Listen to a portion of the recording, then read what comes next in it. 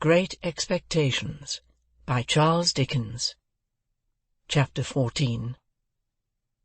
It is a most miserable thing to feel ashamed of home. There may be black ingratitude in the thing, and the punishment may be retributive and well-deserved, but that it is a miserable thing, I can testify. Home had never been a very pleasant place to me, because of my sister's temper. But Joe had sanctified it, and I had believed in it. I had believed in the best parlour as a most elegant saloon. I had believed in the front door as a mysterious portal of the temple of state, whose solemn openings was attended with a sacrifice of roast fowls. I had believed in the kitchen as a chaste, though not magnificent apartment. I had believed in the forge as the glowing road to manhood and independence. Within a single year, all this was changed.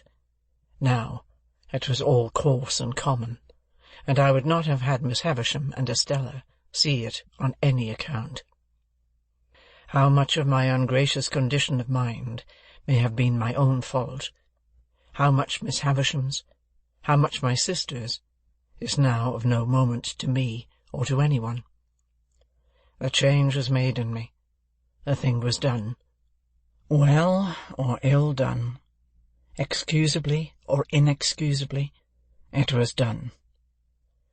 Once it had seemed to me that when I should at last roll up my shirt-sleeves and go into the forge, Joe's apprentice, I should be distinguished and happy. Now the reality was in my hold. I only felt that I was dusty with the dust of small coal, and that I had a weight upon my daily remembrance to which the anvil was a feather. There have been occasions in my later life, I suppose as in most lives, when I have felt for a time as if a thick curtain had fallen on all its interest and romance, to shut me out from anything save dull endurance any more. Never has that curtain dropped so heavy and blank as when my way in life lay stretched out straight before me through the newly entered road of apprenticeship to Joe. I remember that, at a later period of my time, I used to stand about the churchyard on Sunday evenings, when night was falling, comparing my own perspective with the windy marsh view, and making out some likeness between them, by thinking how flat and low both were, and how on both there came an unknown way, and a dark mist, and then the sea. I was quite as dejected on the first working day of my apprenticeship as in that after time, but I am glad to know that I never breathed a murmur to Joe while my indentures lasted. It is about the only thing I am glad to know of myself in that connection. For, though it includes what I proceed to add, all the merit of what I proceed to add was Joe's.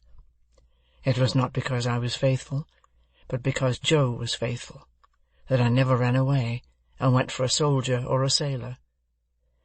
It was not because I had a strong sense of the virtue of industry, but because Joe had a strong sense of the virtue of industry, that I worked with tolerable zeal against the grain.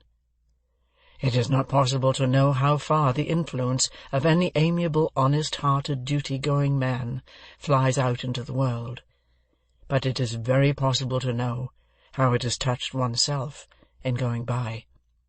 And I know right well that any good that intermixed itself with my apprenticeship came of plain, contented Joe, and not of restless, aspiring, discontented me. What I wanted, who can say? How can I say when I never knew? What I dreaded was, that in some unlucky hour I, being at my grimiest and commonest, should lift up my eyes and see Estella looking in at one of the wooden windows of the forge. I was haunted by the fear that she would, sooner or later, find me out, with a black face and hands, doing the coarsest part of my work, and would exult over me and despise me.